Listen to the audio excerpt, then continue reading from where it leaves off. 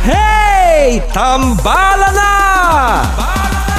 At eto na sila, ang nag-iisang masugid na tagahanga ni Nicole Yala. Chris Chuper! Kasama ang nag-iisang die-hard fan ni Chris Chuper, Nicole Yala!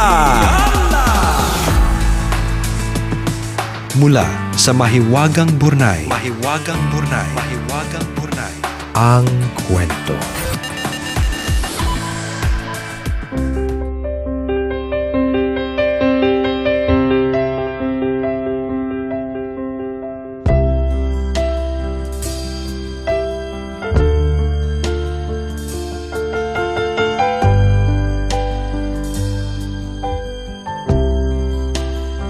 Nung bata ako, may isang taong nagmahal at nag-alaga sa akin.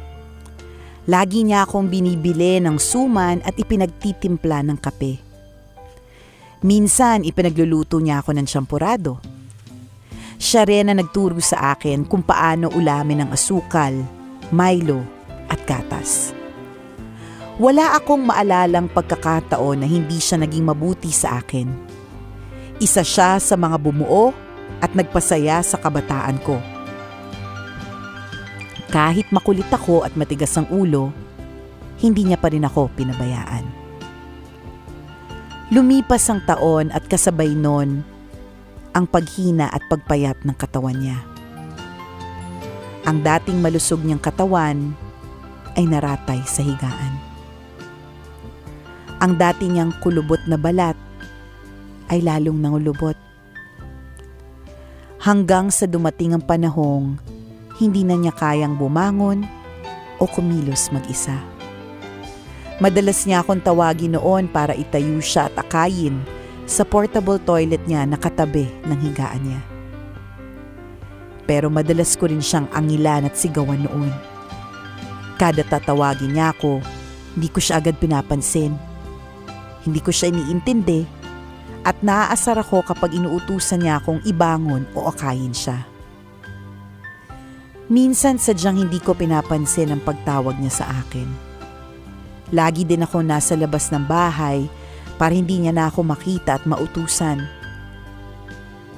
Sa kabila ng kabutihan niya sa akin, ay hindi ako naging mabuti sa kanya. Hindi ko siya inalagaan. Bata pa ako noon at makitid ang utak. Dumating ang gabi na nagpaalam na siya at nagpahinga. Isa ito sa pinakamalungkot na gabi ng buhay ko. Wala akong ibang nagawa kundi umiyak habang nakita ko siyang nalalagutan ng hininga. Nakita ko ang unti-unting pagkaupos ng buhay niya, ang malalim at mabagal niyang paghinga at ang pagpigil nito. Halos 1 buwan akong nagluksa. Noon ko palang nakita ang mga pagkakamali ko sa kanya. At ilang gabi akong umiiyak at humihingi ng tawad sa kanya. Hanggang minsan nagpakita siya sa panaginip ko. Hindi ko na maalala lahat ng detalye, pero nasa isang pamilyar na lugar ako. Sa panaginip ko, 15 anyos ulit ako. Ang 15 anyos na makitid ang utak at walang pagpapahalaga sa kanya. At nakita ko siyang nakaupo sa isang pamilyar na lugar. Alam ko daw na patay na siya at malamang ay multo niya ang nakikita ko. Pero imbes na matakot, niyakap ko siya ng mahigpit at paulit-ulit akong humingi ng tawad sa kanya habang umaagos ang mga luha ko. Pinilit kong magsalita ng tuwid sa gitna ng paghikbi ko.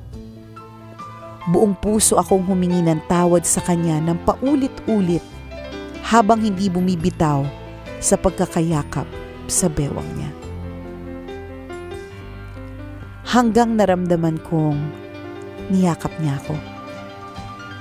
Sa kanya sinabing pinapatawad niya ako.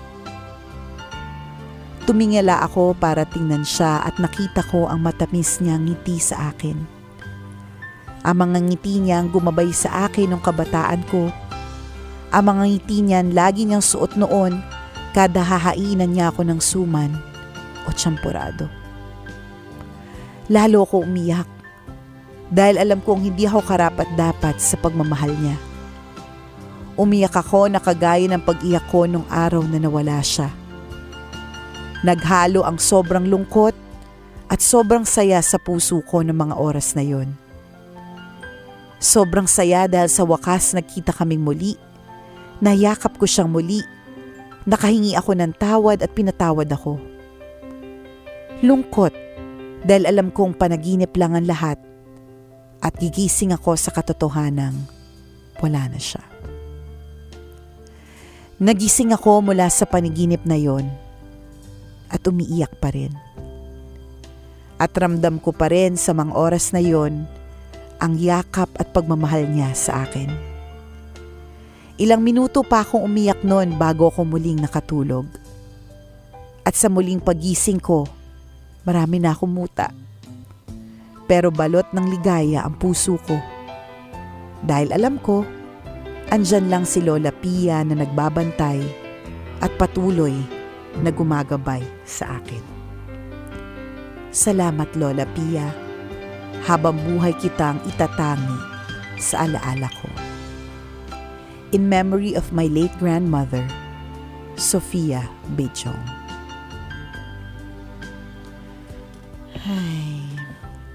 Si Lola Sofia, nagbigay ng napakalaking kwento sa buhay mo. Oo. Nag-iwan ng napakaraming masasayang memories. Correct. Alam mo, ganyan talaga kapag when death comes. Marami tayong mga regrets, marami tayong what ifs, marami tayong kung sana, 'di ba? Kung hindi na lang, kung sana na lang. Correct. May mga ganun tayo eh. Kaya nga siguro ang hindi niya sinabi kung sino itong yung nag-share ng story ng Mahiwagang Burnay, pero isa sa mga sinasabi niyang lessons to be learned ngayong araw na ito sa kwento ng Mahiwagang Burnay ay una, habang buhay pa yung mga tao sa paligid natin. Yes. 'Di ba? Itodo na natin yung pagmamahal, itodo na natin yung pagpapakita ng pagmamahal kasi hindi mo alam kung kailan ang pagkuha sa kanya, 'di ba? Hindi mo alam. Tama. Kasi hindi mo talaga Always your number one. SM Radio Station.